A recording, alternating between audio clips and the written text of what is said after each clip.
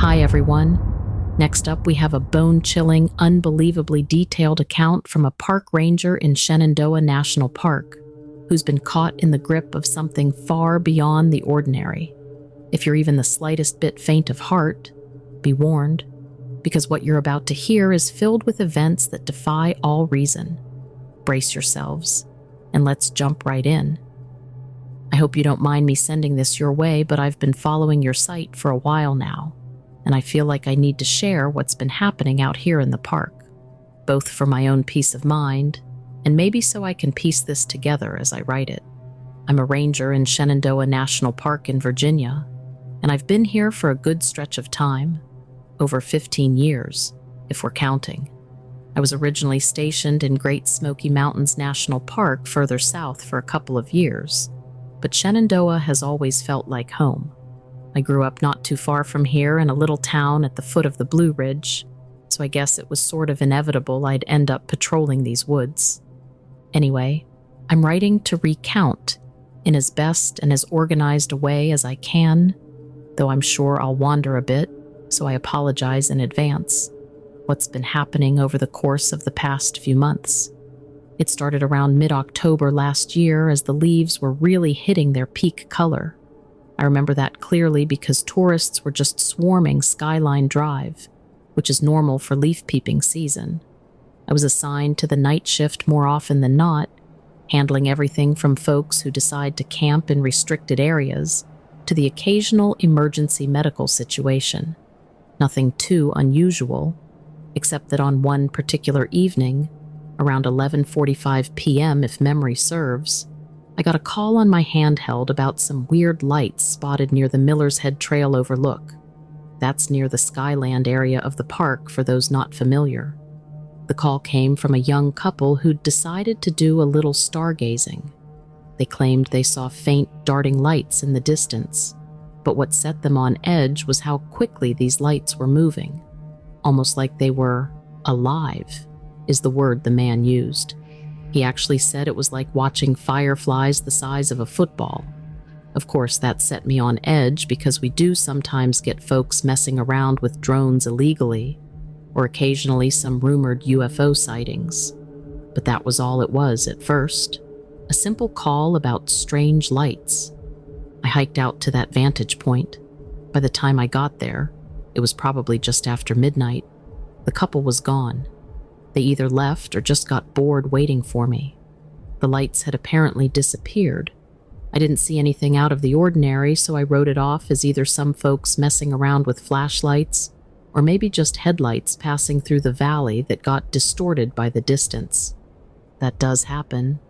Car lights can reflect weirdly off the mountains when there's a bit of fog or low-hanging clouds.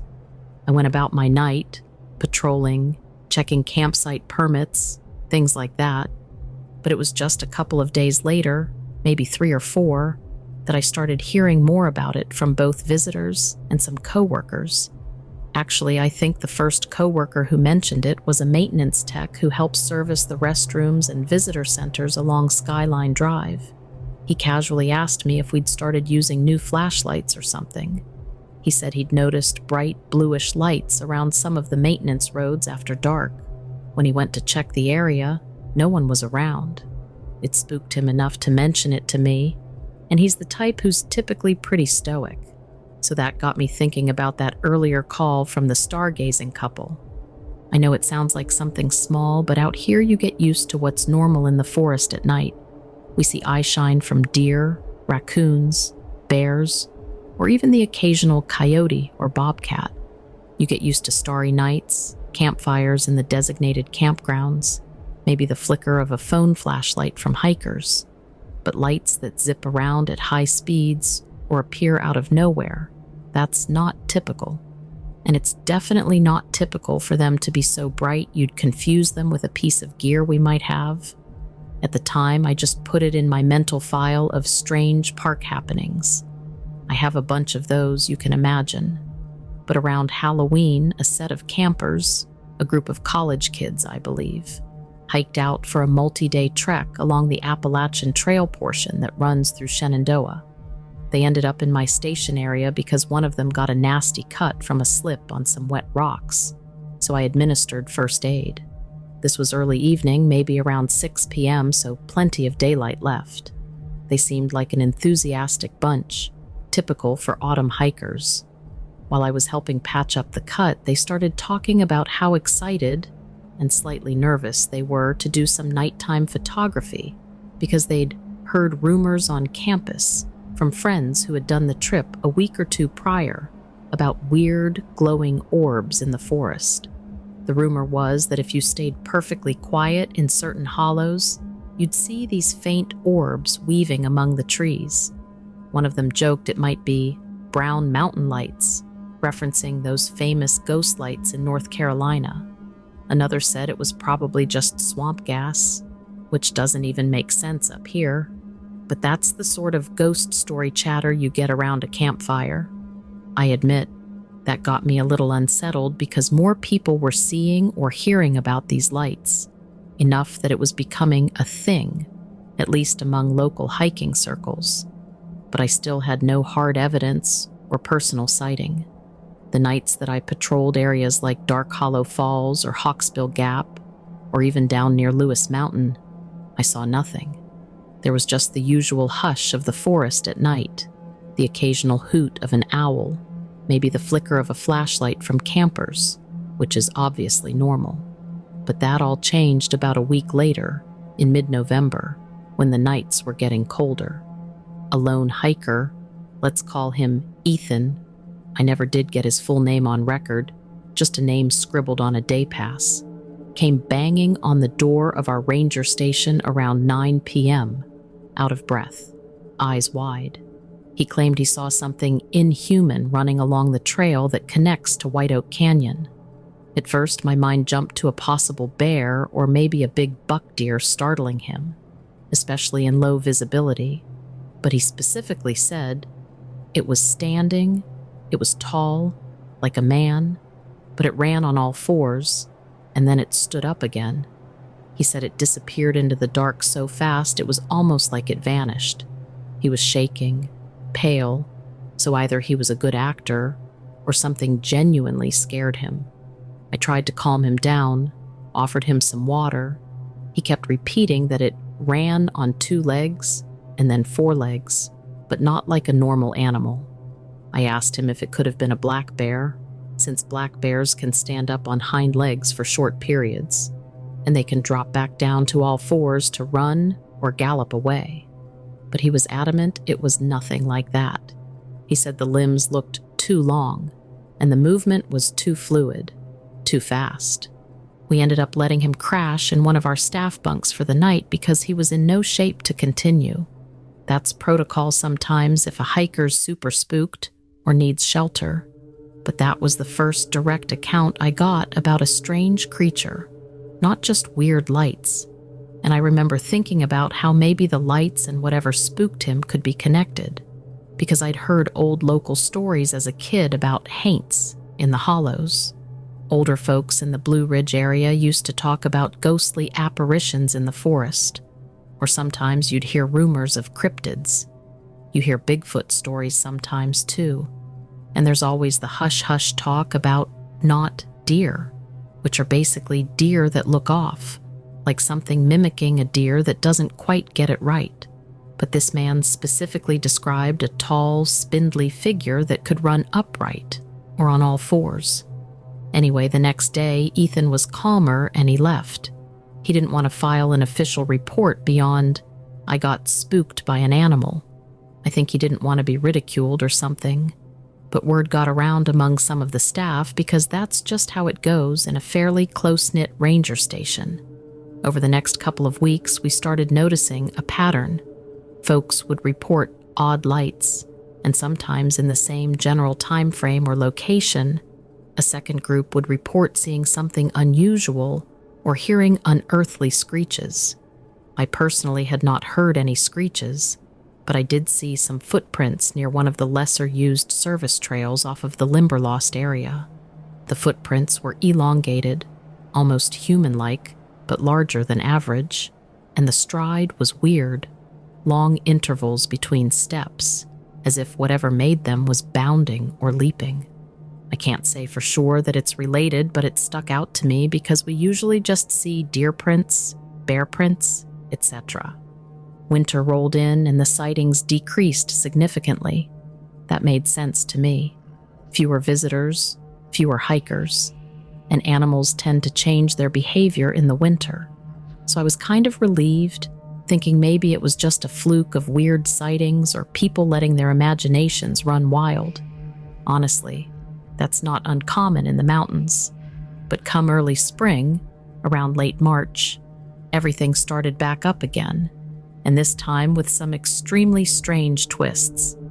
We had a group of 4 campers, 2 couples, who set up in the Big Meadows campground, a typical, popular site.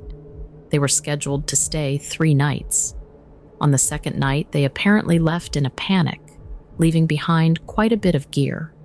They reported directly to the park police that they had encountered multiple tall, pale figures moving among the trees near their tents. They said they only saw these figures once it got fully dark. These shapes would weave between the trunks, almost blending in with the whitish bark of certain sycamores. One of the women claimed that when they shone a flashlight in that direction, the figures would back away. But the moment the light moved off, the figures would advance again, silently. She described it as like they were toying with us. The park police initially thought maybe they were messing around or intoxicated, but the fear on their faces was undeniable. They were so unnerved that they asked for an escort back to their vehicles. After we got them safely on the road, I personally went out there with one of the more experienced rangers, let's call him Mark, to check the campground. We found the tents, cooking equipment, and a half-extinguished fire. We didn't see anything unnatural, but we both agreed something felt off. The woods were dead quiet, no crickets, no owls, none of the typical nighttime chatter, and that can be a sign that a large predator is around, like a bear or a bobcat, but we found no sign of an animal. The only footprints around the tents were human, presumably the campers. We ended up packing their gear and tagging it in lost and found in case they came back, but to my knowledge, they never did. A couple of weeks passed, and then came the wildest report yet, the one that made me decide I had to write this all down, especially as it's escalated since. 2 groups of campers, this was in late April, claimed that they had actually trapped or caught one of these creatures. Now, I don't know if it's the same type that everyone has been seeing, or if this was just some confusion. They were in a remote part of the park, somewhere off the Cedar Run Trail, which branches off from White Oak Canyon. That area has steep climbs and waterfalls, not the easiest place to navigate. They said they set up camp, and around 1 a.m., they started hearing movement outside their tents. At first, they thought it was a bear sniffing around for food.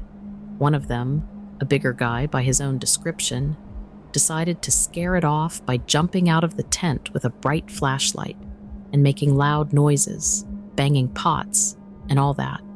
Instead of hearing something run off, they heard this bizarre clicking or chattering sound. The group described it as part whistle, part chirp. Then they see a figure, tall, slender, pale, with elongated limbs, jump from behind one large boulder to another. The guy with the flashlight tries to follow it, and the rest of the group fans out, which, by the way, is not recommended if you suspect a wild animal. Always stay together. They claim that by pure chance, this figure ran into a sort of natural pit or depression, and it got stuck for a moment, long enough for them to surround it. Now, personally, I'm skeptical of how true we surrounded it is, but they believe they had it cornered. They said it was about 6 feet tall, maybe more, with arms that seemed too long for a normal person's proportions. The skin was a grayish-white and reflective under the flashlight. The eyes, if it had eyes, were small and dark. They couldn't see pupils in the glare, and it moved in a jerky yet incredibly fast manner, scrambling up the side of the rock in a blur. They claimed they got so close that one of them actually grabbed at its leg or foot, feeling this clammy, cold texture before it yanked itself free. They said that it twisted its head around in a way that was almost unnatural. Again, this is their account, and let out a hiss or a screech that rattled them. Then it leapt out of the pit with inhuman speed and was gone. Now, of course, that's a wild story. In my official capacity, I can't put that in any official incident report. It just sounds crazy. But these folks were convinced.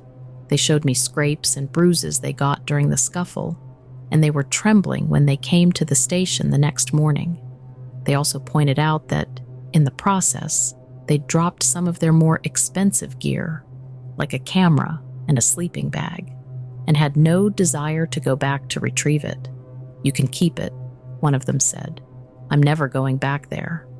I ended up dispatching a small search team, just a couple of us rangers, to that spot to see if we could find their equipment and maybe see if there was any sign of an animal or a vagrant, because logically, that's the next place my mind goes. Maybe it's some unwell person living off-grid in the park, which does happen from time to time. We found the gear. We also found fresh claw marks on the bark of a nearby tree, about 6 feet off the ground. There was something about them that was off, almost like multiple parallel grooves, but they weren't the typical black bear claw pattern, which I've seen countless times. They were narrower, more deeply etched, and spaced in a strange way. Could it have been from a large cat, possibly a mountain lion? The official stance is that mountain lions are extinct in Virginia, though there are always rumors. But even that didn't quite match. The spacing was just odd, and that area is pretty well traveled. If there were a large cat, we'd likely have other sightings, tracks, or evidence. So at this point, I started trying to put this all together. We've got reports of strange lights, sightings of tall, pale creatures that move in an unnatural way, weird footprints, and now an alleged direct encounter. This is getting into territory that I never expected in a million years, at least not in such a consistent manner. I'd heard rumors from older rangers, stories about ridge runners that aren't exactly human, or about lost hikers who never left the woods and devolved. Some mentioned shape-shifting entities, or even references to skinwalkers, though that term belongs more to certain indigenous lore. We're not on Navajo land, obviously. Still, folklore can travel, and the Appalachians have their own brand of weirdness. Over the next few weeks, nighttime activity in certain sections of the park has basically skyrocketed. I've had campers returning early, clearly scared out of their wits. I've had staff members reporting hearing high-pitched wails echoing through valleys. One maintenance worker described it like a baby crying and a cat screaming at the same time. There have been multiple flickers of those orbs of light, sometimes near the ground, sometimes up in the treetops. One group of hikers even claimed they saw the lights coalesce into a vaguely humanoid shape, though that's obviously far-fetched in a normal sense. But in the context of everything else, who knows? Now, not all the staff is on the same page. Some folks think it's a hoax or mania. Others chalk it up to misidentification of wildlife, plus rumors run wild. But a few of us have seen enough to be convinced something unusual is going on. And I've personally heard from a more senior official, who shall remain nameless, hinting that the Park Service has known about things in these forests for years, and that it's not limited to Shenandoah. She said there are pockets of activity throughout the Blue Ridge region and beyond, stretching down into the Smokies and up into Pennsylvania.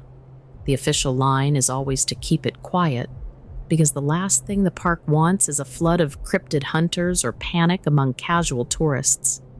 I'm torn. On the one hand, I get the need to preserve calm and avoid sensationalism. On the other hand, people are legitimately scared. The park has even had a few missing persons cases that remain unsolved, though that's not necessarily uncommon in vast wilderness areas. People can get lost, fall, or succumb to the elements. Yet there's a part of me that can't help wondering if some of these vanishings are linked. There was a young woman named Jill who disappeared off the Appalachian Trail near the Pinnacles Overlook about 4 years ago. Her case was never resolved, and while it may have nothing to do with these sightings, the timing of all these new encounters makes me uneasy. By late May, the phenomenon had gotten so noticeable that we actually had a closed-door meeting among some of the rangers and staff. The official stance from management was basically, we'll address reports on a case-by-case basis, encourage hikers to stay on marked trails, and do not confirm or deny anything about unusual wildlife. They cited public safety, park reputation, all the usual. I get it, but it feels like a hush-hush operation now. There was even an unmarked black SUV parked near the visitor center one day, with 2 men who looked official, but weren't wearing any distinctive badges or uniforms. They spent a few hours talking quietly with our park superintendent, and then they left. I can't prove that was about this, but it sure felt connected. It gave me that vibe you hear about in government cover-up stories. Perhaps that's paranoid, but I've never seen those men before, and I haven't seen them since. Anyway, I remember about 7 or 8 years ago hearing about a rumored government or military presence in certain national parks to investigate unexplained phenomena, especially when it concerns potential threats to public safety. Maybe that was just a conspiracy theory, but I have to say it never really left my mind. I recall reading about how the Civilian Conservation Corps in the 1930s had folks out here building trails and facilities, and there were rumors even back then about them encountering strange creatures deep in the hollows. It's part of local lore that most visitors never hear. So that year, just as the summer started, right around the middle of June, a new wave of campers showed up, and so did more sightings.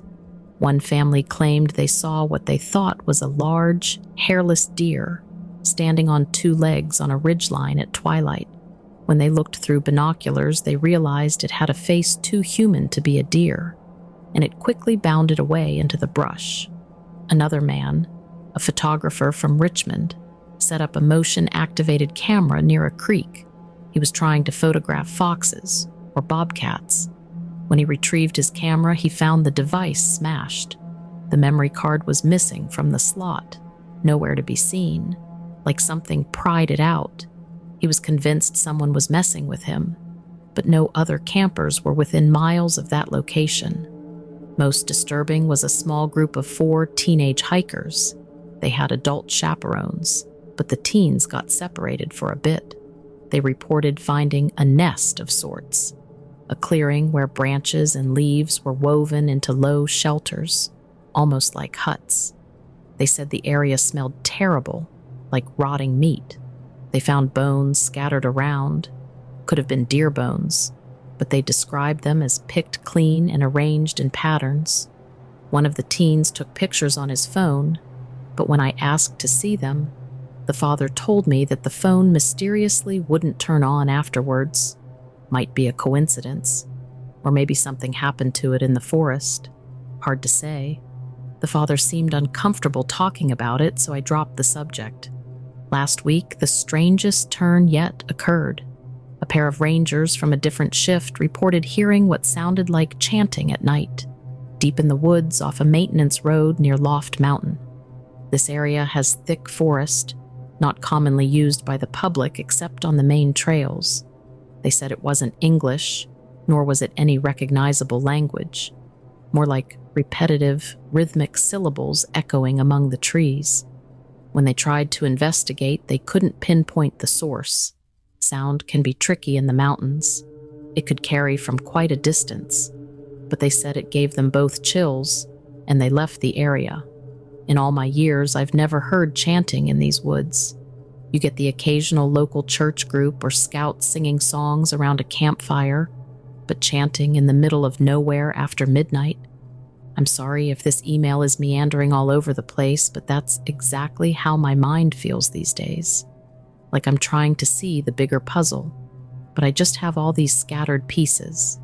The lights, the creatures, the weird footprints, the possible cover-up or hush-hush attitude from higher-ups. It's all swirling around, and I can't help but feel we're dealing with something beyond just a normal cryptid rumor. Maybe it's a phenomenon that has multiple components, some kind of interdimensional or supernatural angle. Or maybe these are just extremely rare, undiscovered animals that are adept at camouflage and mostly nocturnal. I've heard accounts of crawlers or pale humanoids in other Appalachian states, so maybe it's that same phenomenon. It's not widely spoken of in official circles, of course. Just a few days ago, I personally had my closest brush with this. I was patrolling near Doyle's River Falls at around 10 p.m. It was an overcast night, no moonlight to speak of. I had my flashlight and was following the trail, checking for any stray campers. Suddenly, I noticed something flicker in my peripheral vision, like a small orb of pale blue light hovering maybe 20 or 30 yards away in the trees. At first, I thought my eyes were playing tricks. I turned my flashlight in that direction, but the second the beam hit it, the light winked out, and I heard rustling in the undergrowth. I turned off my flashlight, thinking maybe if I stood still, I could see it again in the darkness. After about a minute, there it was, 2 or 3 faint lights weaving among the trunks. It reminded me of how fireflies dance, but these were bigger and steadier. Then they vanished again, as if they'd collectively darted away. I decided to step off the trail, not typically recommended, but I had to see. I moved quietly, trying not to spook whatever it was. Suddenly, I heard what sounded like a low growl or grunt, not like a bear. It was more guttural. My hair stood on end. I scanned with my flashlight, and for a split second, I caught sight of a pale shape behind a large oak, about my height, maybe a bit taller. It pulled back into the darkness the moment the light touched it. My heart started pounding. I called out, "Park ranger, who's there?" expecting maybe a person in trouble. No answer. I took a few cautious steps closer, shining my light around. Nothing. Silence, aside from my own breathing. I can't even begin to describe the feeling of dread that washed over me. Every instinct said to get out of there. I retreated back to the main trail, and I could sense something was still watching me from the dark. I kept my light forward, kept walking. I didn't run. That's a bad idea if it's a predator. But I walked briskly back to my truck, which was parked a ways up the trailhead. I didn't see it again, but the entire way I felt like I was being shadowed. When I finally got in the truck, I locked the doors, which is almost laughable, but that's how shaken I was. That experience left me convinced there is, in fact, something out there. Something that can appear almost ghost-like, or vanish on a whim, or maybe it's just extremely stealthy. And the weird part is how it seems connected to these lights. Whether they're natural bioluminescence or something entirely different, I don't know. But I do know we're having more and more visitor complaints, sightings, and sometimes near-panic experiences. It's gotten to the point that I'm reluctant to do my nighttime rounds alone. I've started carrying my personal sidearm more often.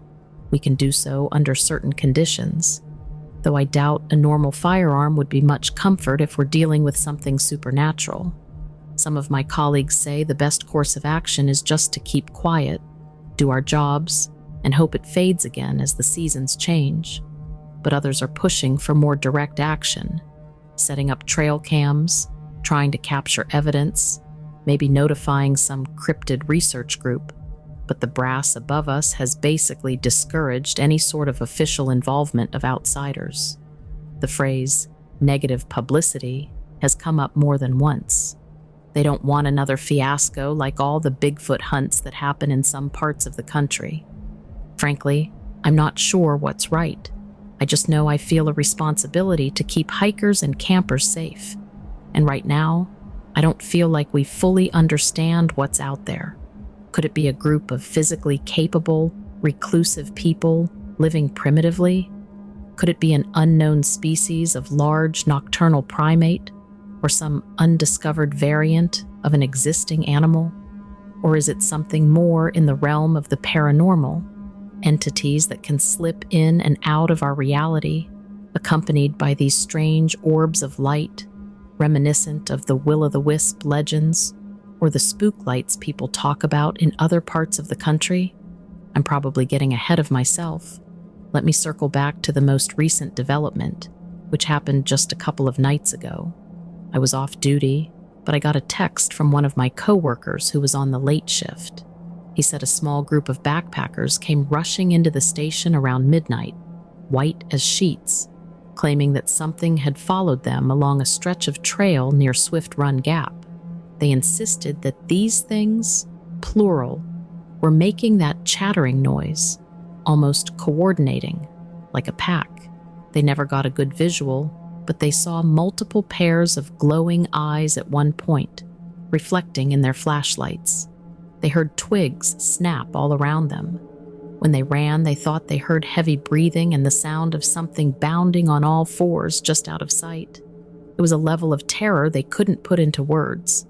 They promptly ended their trip and demanded an escort back to their car. I know it sounds dramatic, maybe even sensational, but time after time I've seen the expressions on people's faces. These are not the typical ghost story seekers or folks with a YouTube channel wanting to fabricate something. Many of them are just ordinary families or casual hikers, left absolutely shaken and confused. As for me, I'm at a crossroads. I love this park. These mountains are in my blood, my family's heritage. I've never felt unsafe here until recently. Now part of me dreads going out alone in the dark. I keep thinking of that spindly silhouette I caught a glimpse of, how quickly it moved, and how the forest itself seemed to hold its breath in that moment. I found myself double-checking doors and windows at home, even though I live in a small community near Luray, not out in the wild. My wife has asked me if everything's okay, but I haven't wanted to burden her with these stories. I'm not even sure she'd believe them. So here I am typing this incredibly long email to you, and apologies again for the length, but I needed to get it all out. I'm hoping to see if anyone else out there has had similar experiences in Shenandoah or the broader Appalachian region.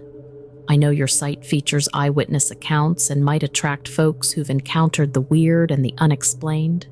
Maybe someone has a piece of this puzzle that will make everything click, or maybe it'll just be more scattered pieces. A part of me wonders if I should just forward this to some local news station anonymously or something, but I know that would likely backfire. The Park Service would bury it, or it would attract the wrong kind of attention. The reason I reached out to you is that you handle these accounts with some level of respect and anonymity. From what I've seen, I'd prefer not to lose my job over this.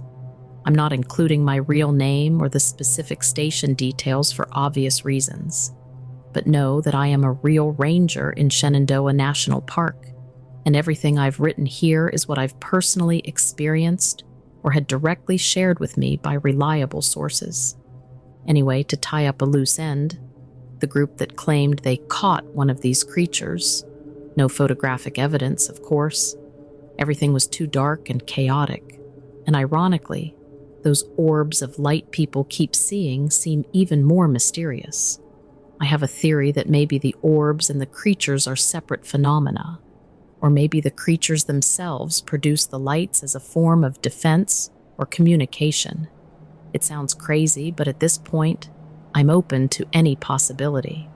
In the meantime, the official advice around here, quietly, is that if you hike or camp at night, stay in groups, keep bright lights on, and maintain awareness of your surroundings. We ask folks to be mindful of unusual animal behavior, especially any that might suggest aggression or tracking. We do everything we can to ensure visitor safety, but it's a wilderness area, and I guess there are things in the wilderness we still don't fully understand. I'll keep you posted if anything else major happens, but for now, that's the full rundown as best as I can manage in one sitting. I know it's scattered, some secondhand stories, some direct experiences, bits of rumored cover-ups, and everything in between. But that's how it's all unfolded for me, piece by piece, in a chaotic pattern that leaves me with more questions than answers. Thank you for taking the time to read this, if you made it this far. Feel free to share it on your site if you think it might help someone else come forward or provide insight. I'd be very curious to see if there are comparable sightings in other national parks, especially along the Appalachian Trail corridor. It's a big, ancient range, full of hidden hollows and caves. Part of me wonders if these creatures have been here all along, and only now are we seeing them more often for reasons unknown. Maybe habitat disruption, or some shift in the environment, or maybe there's something else entirely. Either way, I'll keep doing my job, patrolling these trails, trying to keep folks safe. But I won't pretend that everything is normal. Something strange lurks in these woods, and it's only getting bolder as time goes on. I'm actually sort of scared, but as they say, the show must go on.